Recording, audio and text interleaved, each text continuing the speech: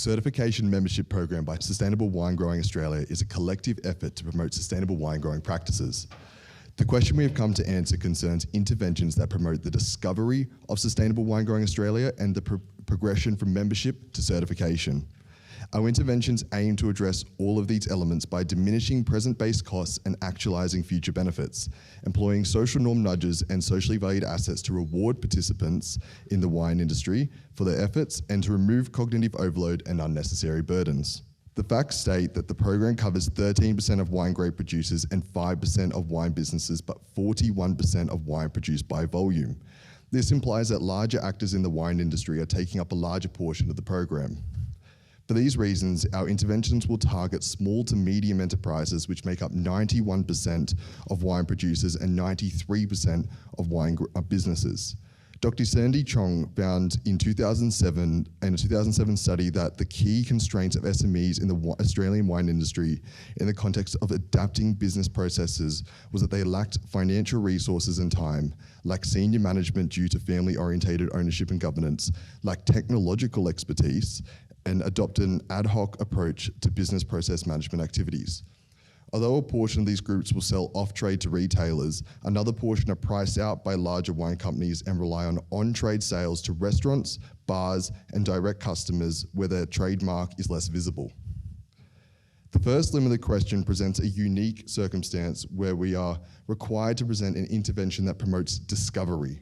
This implies that users do not have knowledge of a sustainable wine growing Australia and have thus not been presented with a decision-making circumstance up until that point. The second limb requires us to think about the biases clouding the judgment of users between the membership and certification process. The key influence is cognitive overload within the process of selecting a certification body, which presents an unnecessary burden that overwhelms participants, causing them to make poor decisions or no decision at all.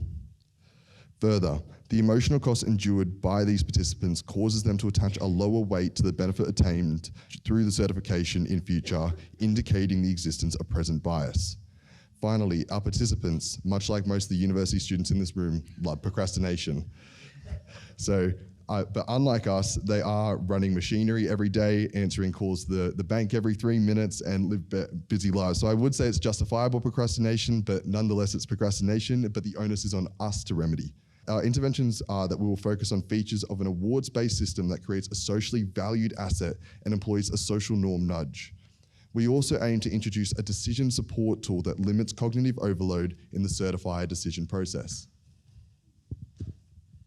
Great, thanks Reece. Hi everyone. So our first solution is an awards night. It will be a night where members all come together to share their innovation ideas and be recognised for their sustainability in the industry. So this will be our very own Nudgeathon-like event. So why did we pick this strategy in the first place? We went through the websites of the top 20 largest wine producers, and we found that they do like to signal their sustainability. As we can see, 70% of them did. But we find that 60% of them actually displayed their awards, and only 5% showed that they were certified members, where only 1 showed that they were certified with Sustainable Wine Growing Australia, and more than 1 of them was actually certified. So we see that the trust mark is not enticing enough, and we would like for sustainability to be signalled in a more meaningful way. And we think we can do this through our awards night.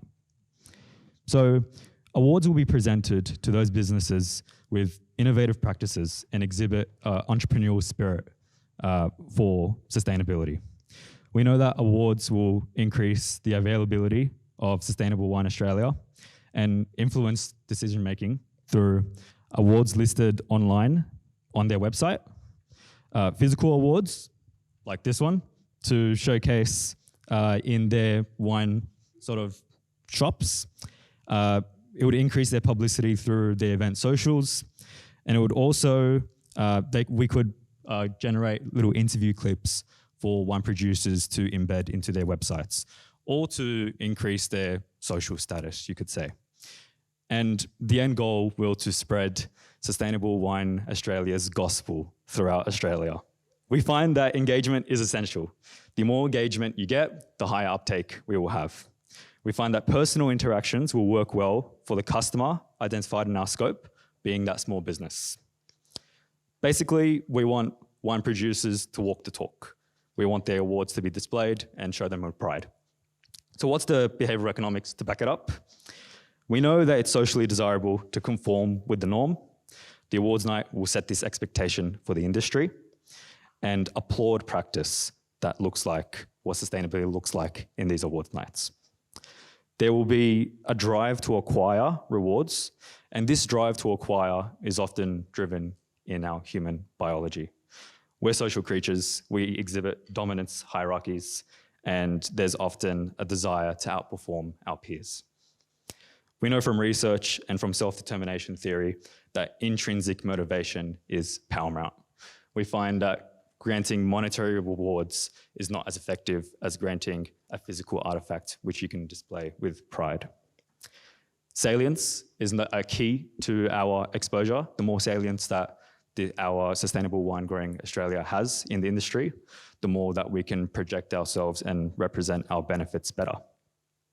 And these benefits will be brought onto both onlookers, so non-members, and also members to encourage them to become certified. This will alleviate that intertemporal choice problem where increasing exposure of Sustainable Wine Australia and their benefits will help them make that choice in introducing sustainable practices. We also find that descriptive positive feedback is suitable and preferred, so we will address everyone as a group in this case and say we strongly applaud your practices in this industry. So the graph on the bottom over here quickly outlines the areas that we would focus in on. We recognize that cost is a constraint, and we know that we can't host an awards night across Australia, so we would focus on areas with a higher number of membership rates and lower numbers of certification rates in order to expound that benefit. So Challenge 1 not only asked us to help Wine Australia discover new customers to help discover Wine Australia. It also asked to help new customers move from being members to being certified. So when we were assessing what was preventing the customer from progressing from member to certified, we identified that there was a disconnect between intention and action.